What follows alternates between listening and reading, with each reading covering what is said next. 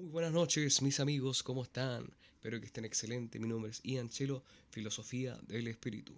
Vamos a conversar algo bien interesante, así que comencemos. En este video vamos a hablar sobre el arte abstracto y su importancia. ¿Por qué su importancia? Bueno, vamos a explicarlo. Como deben saber algunos denominados artistas, existieron muchos referentes importantes en el arte, como en la música, como en la escultura, como en la filosofía, como en la ciencia. Muchos representantes variados. Pero en el arte abstracto que nos ocupa en este momento vamos a explicar la parte subconsciente e importante de esta. Así que vamos al tiro.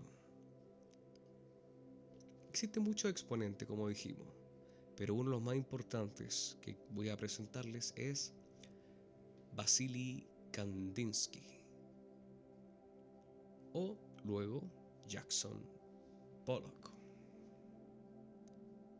Con esto podemos evidenciar, por ejemplo, con el efecto, digamos, con lo que fue Vasily Kandinsky, en donde, en el periodo de vida en donde estaba él en este plano, presenció el ascenso del nacionalsocialismo, obviamente al poder, cuando ocurrió, y eso, digamos, lo llevó a trasladarse, como saben algunos historiadores, a Francia en 1933.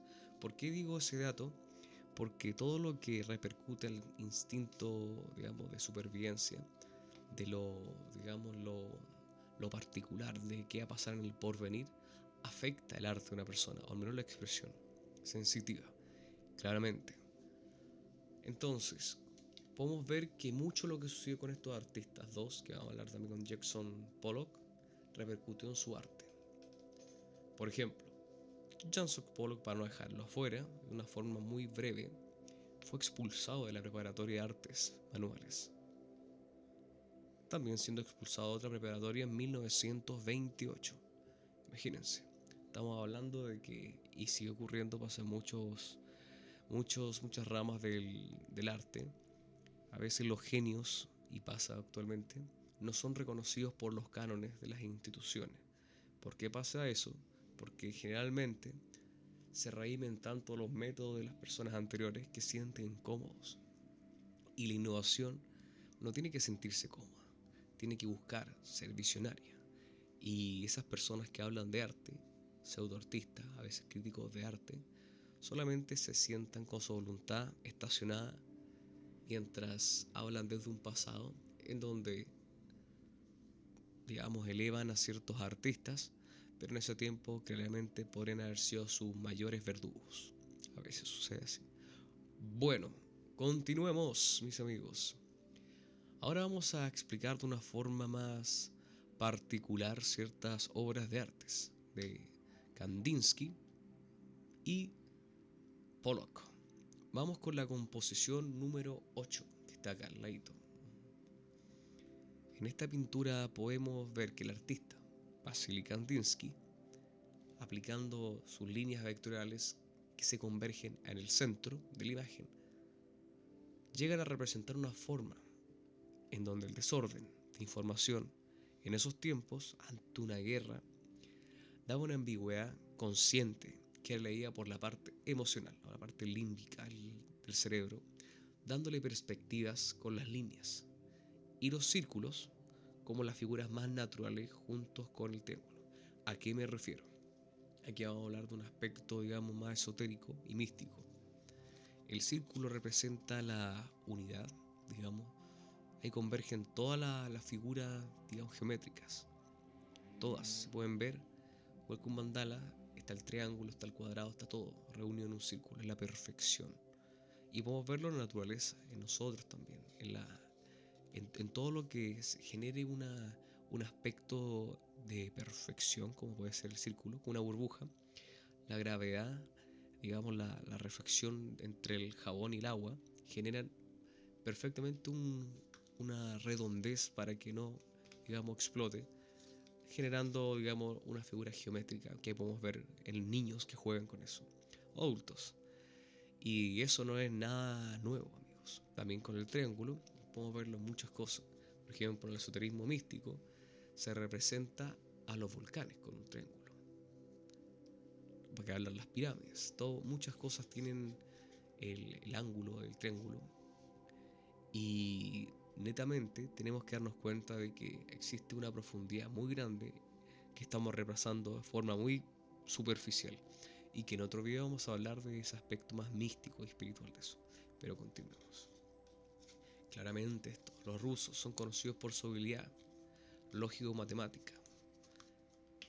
Y eso es porque en el periodo soviético, aparte de tener muy buenos poetas como Tolstói, se introdujo por ese gobierno, esa dictadura, digamos así, el ajedrez, que fue una buena medida, porque influenció mucho ese análisis que actualmente podemos ver en mucho gobierno ruso, que es muy, digamos, estratega para las cosas, incluso en los tiempos de guerra actualmente, que se sabe muy poco y lo que se sabe son de bandos polarizados.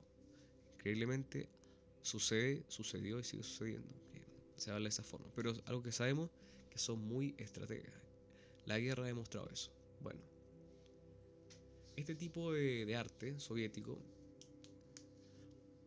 digamos, amplificó ciertas habilidades que podemos ver en la composición número 8 y muchas del pintor, mostrando que la ambigüedad de ese futuro incierto para este tipo de gente, existía una simetría que los reunía en el centro de la imagen, mostrando una coherencia. Quizás no leía por el consciente, que puede serlo, pero más captada por el sentimiento inconsciente, digamos, de la persona que lo pueda ver. Pero bueno, vamos a la siguiente imagen. Vamos a esta pintura, la número 5 de Jackson Pollock. Bonita imagen, ¿cierto, mis amigos? Buenísima. Bueno, esta pintura fue una pintura muy cara. Vamos a hablar después del precio, pero vamos a detallarla. Esta pintura parte de la técnica muy novedosa que ocupaba el pintor Jackson Pollock, muestra una rebeldía en su arte. Como sabemos, tuvo una vida en donde, aparte de ser granjero y vivir una vida muy dura, muy de la tierra, que obviamente tiene sus beneficios, pero es muy dura. Hay que levantarse temprano, lo que le pasó a la escuela de arte, que fue echado, obviamente porque su genio, porque después notamos, porque pasa muchas veces que los genios no son valorados, los cánones de las instituciones de arte generan a veces problemas que ellos reclaman porque falta genialidad. Ellos mismos muchas veces son los que matan eso.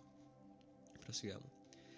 Se muestra su rebeldía en ese arte, por ejemplo la número 5, y que el motor obviamente es el sentimiento. Vemos la historia que tiene detrás Jackson Pollock, que obviamente la vida que él murió en un choque automovilístico estadounidense.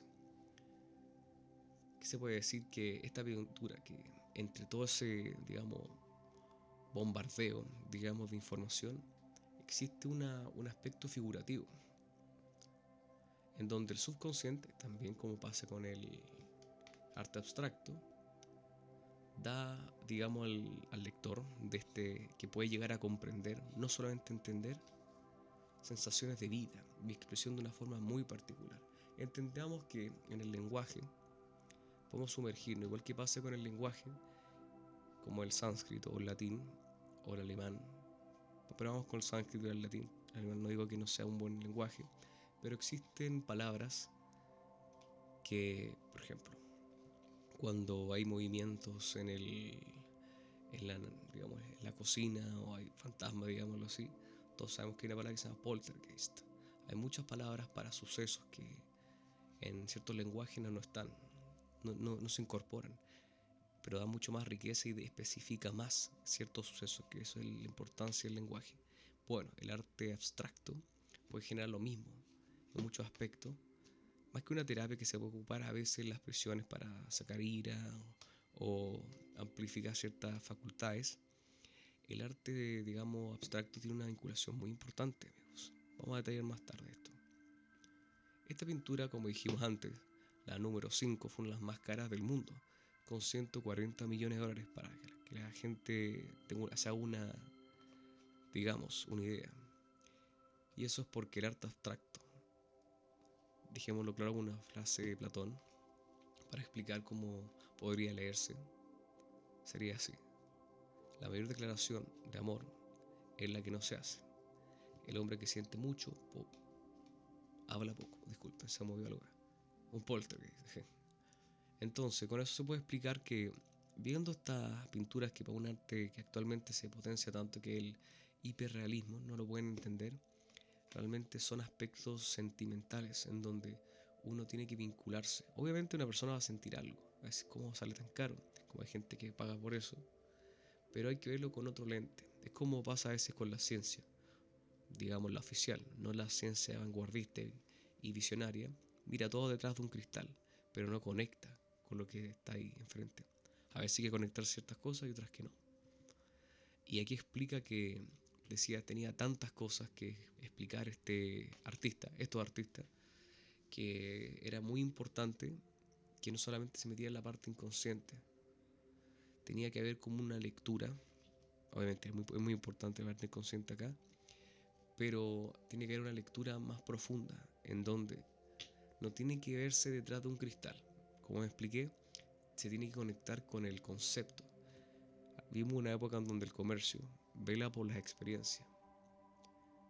Digamos que esto es una experiencia y hay que velarla desde la lectura visual.